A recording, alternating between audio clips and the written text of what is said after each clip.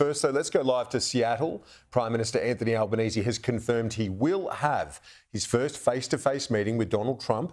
It's early Wednesday morning our time. Political Editor Andrew Clennell is in Seattle, and it was Andrew who got this confirmation from the Prime Minister.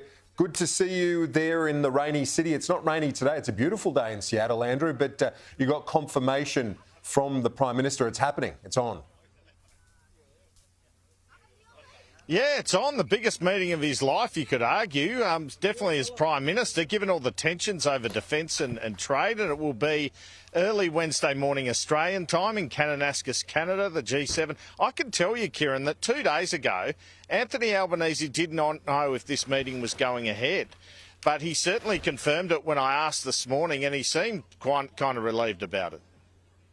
Are you confirming that you're expected to meet Donald Trump at the G7? And the President has a lot on his plate at the moment, war in the Middle East, protests here, even the assassination of Minnesota lawmakers. Is that going to be a hindrance to you getting your message across on trade and AUKUS and these sorts of issues? I do expect to meet the President on the sidelines of the G7 meeting in Canada in 3 days' time now. On Tuesday, we do have a meeting scheduled.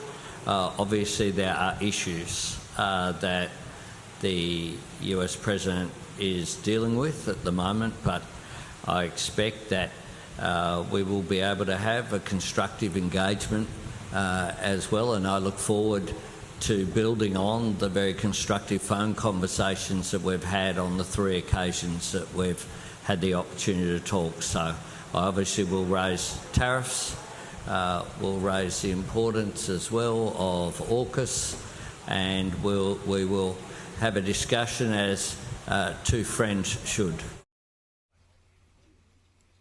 So really flagging some of the discussions as well here. A meeting that will come almost as the G7's wrapping up on that Tuesday.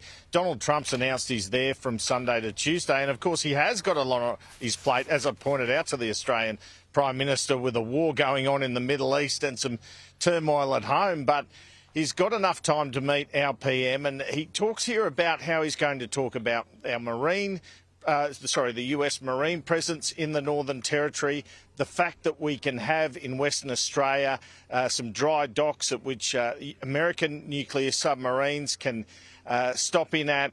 These are the sort of things he's going to stress to the President as the President calls on him to up the defence spend. The potential that AUKUS has to allow for a range of benefits to the United States. It comes from our assistance for the industrial capability in the United States, of which Australia has already contributed $500 million. Australia has currently over 100 personnel in Hawaii as working on maintenance, working on skills, contributing there, as well as many more people here in the United States as well. The benefit that the presence of US Marines has in the Northern Territory is also important, as well as the fuel reserves. So, Kieran, the PM woke up in Seattle to news that the British Prime Minister Keir Starmer was deploying jets to the Middle East, and he wouldn't rule out helping Israel in the war with Iran. But the Australian Prime Minister did rule that out. He said that wouldn't be occurring.